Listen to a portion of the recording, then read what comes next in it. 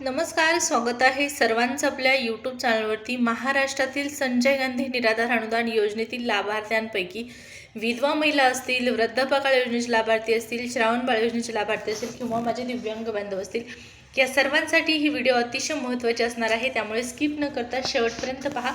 सोबतच एक रिक्वेस्ट आहे, जर चॅनलवर पहिल्यांदा आला असाल, पहिल्यांदा व्हिडिओ पाहत असाल तर चॅनलला सबस्क्राईब करून ठेवा, जेणेकरून या योजनेच्या सर्व नवीन अपडेट, सर्व नवीन माहिती तुम्हाला वेळेवर जाणून घेण्यासाठी नक्कीच मदत होईल।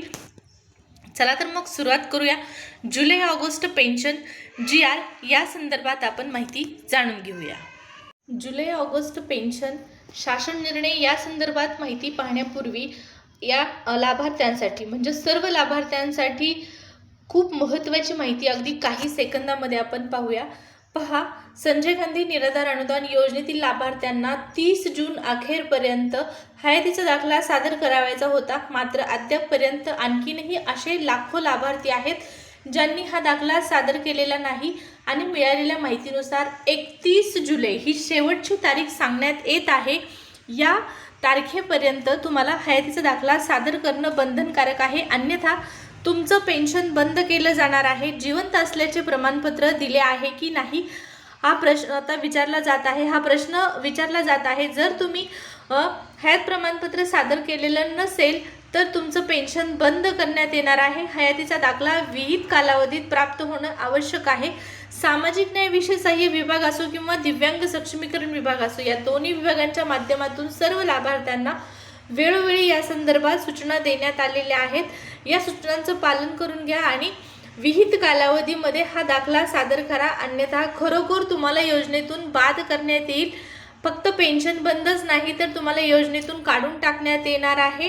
म्हणजे तुम्हाला यामध्ये पुन्हा नव्याने फॉर्म भरावा लागणार आहे। पुन्हा कागदपत्रांची झंझट आली, या सर्व गोष्टी आल्या, त्या सर्व होऊ नये यासाठी काय करायचं आहे तर दिलेल्या कालावधीच्या आतमध्ये हयातीचा दाखला सादर करा। तर आता आपण पाहूया शासन निर्णय, जुलै ऑगस्ट वितरण शासन निर्णय। पहा, सामाजिक न्याय विशेष सहाय्य विभागाअंतर्गत एक GR निर्गमित करण्यात आलेला आहे। GR जारी झालेला आहे आणि त्या GR मध्ये जुलै ऑगस्ट वितरणाला परवानगी सुद्धा मिळालेली आहे, निधी सुद्धा मंजूर झालेला आहे। मात्र हे जे अनुदान वितरित केलं जाणार आहे 2 महिन्यांचं, हे अनुदान कोणत्या लाभार्थ्यांना मिळणार आहे? फक्त याच लाभार्थ्यांना हे अनुदान मिळणार आहे। आता आपल्याला माहित आहे मागच्या काही महिन्यांपासून ज्या वेळेसपासून सामाजिक न्याय विशेष सहाय्य विभाग आणि दिव्यांग सक्षमीकरण विभाग हे 2 विभाग वेगळे झाले, त्यावेळेसपासून प्रत्येक वेळेस दिव्यांग सक्षमीकरण विभागाचा शासन निर्णय अगोदर येत आहे आणि या लाभार्थ्यांना साधारणपणे अगोदर अनुदान जमा केलं जात आहे। मागच्या महिन्यामध्ये लाभार्थ्यांना अनुदान जमा झालेलं आहे। दिव्यांग लाभार्थ्यांना जुलैचा सुद्धा हप्ता वितरित झालेला आहे बऱ्यापैकी लाभार्थ्यांना। मात्र ज्या लाभार्थ्यांना जमा झालेला नाही त्यांचं काय, हा प्रश्न इथं पुन्हा हा प्रश्न पुन्हा उपस्थित झालेला आहे।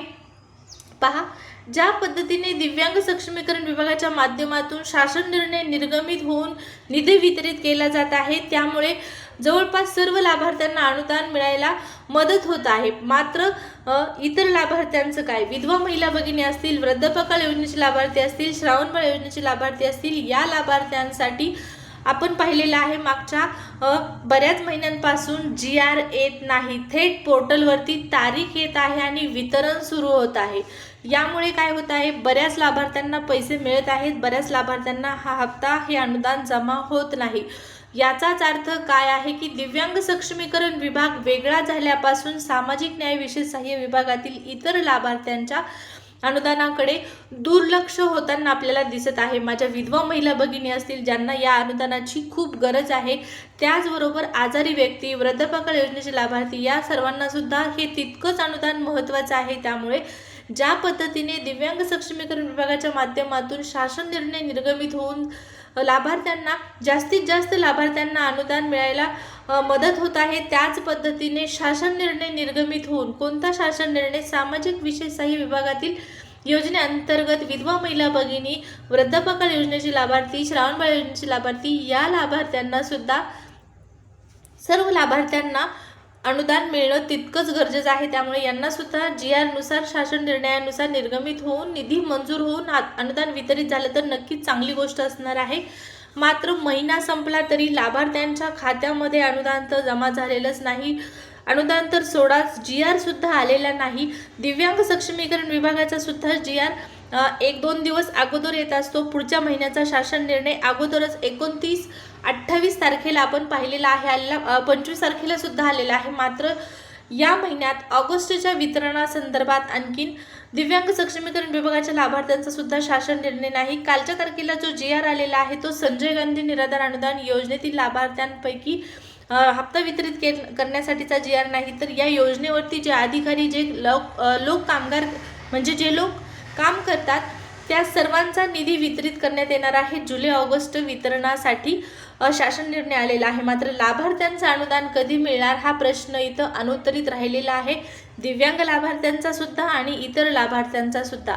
आज संध्याकाळपर्यंत किंवा उद्यापर्यंत शासन निर्णय, सामाजिक न्याय विषय विभागाचा शासन निर्णय तर म्हणू शकत नाही आपण, लवकर जारी केला जात नाही. मात्र मागच्या 2-3 महिन्याकडे पाहता दिव्यांग सक्षमीकरण विभागाचा शासन निर्णय आज किंवा उद्या संध्याकाळपर्यंत येणं अपेक्षित आहे आणि त्यानंतर ही वितरणाची प्रक्रिया सुरू होईल.